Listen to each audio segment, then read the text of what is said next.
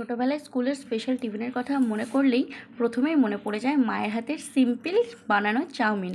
এখনকার মতো সেরকম মশলাপাতি বা ভেজিটেবিল কিছুই তখন তো আর ইউজ করা হতো না। সামান্য ডিম আর আলু দিয়ে যে চাউমিনটা বানানো হতো তাই যেন অমৃত লাগতো। যাই হোক, আমার চ্যানেলে তোমাদের সকলকে জানাই স্বাগতম। এবং আজকে সন্ধ্যাবেলার ক্রেভিংসে কী খাবো ভাবতেই মনে পড়লো বাড়িতে যখন ভেজিটেবিল সব আছেই তাহলে চাউমিন বানিয়ে ফেলি।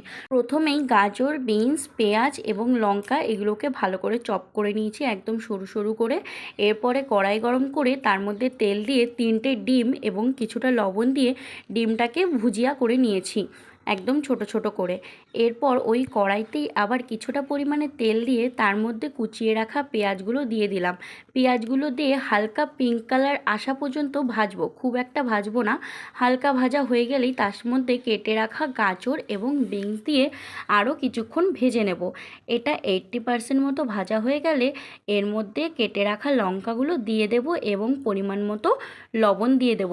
এটা আমি একদমই খুব সিম্পল প্রসেসে করছি, কোনো প্রকার সস বা ভিনিগার এখানে আমি ইউজ করছি না, একদম সিম্পলভাবেই করছি। এরপরে লবণ এবং তেল দিয়ে সেদ্ধ করে রাখা চাউমিনটাকে আমি এই সবজিগুলির মধ্যে দিয়ে দেবো। একদম হালকা হাতে চাউমিনগুলো ছাড়িয়ে ছাড়িয়ে দিয়ে দেবো যাতে একটার গায়ে একটা লেগে না থাকে। এবং আগের থেকে ভেজে রাখা যে ডিমের ভুজিয়াটা সেটাও আমি এর মধ্যে দিয়ে মিক্স করে নেবো। এরপরে ভালো করে নাড়িয়ে চাড়িয়ে নামানোর কিছুটা আগে সানরাইজের চাউমিক্স মশলাটা আমি ইউজ করেছি। এই মশলাটা না খুব সুন্দর, যেরকমই হালকা, আর এটা দিলেই চাউমিনে এত সুন্দর টেস্ট আসে বলার মতো না। নামানোর আগে এটা দিয়ে নেড়ে চেড়ে নিলেই ব্যাস একদম হালকা এবং ইজি প্রসেসে খুব টেস্টি চাউমিন কিন্তু রেডি হয়ে গেছে। তোমরা একবার ট্রাই করো।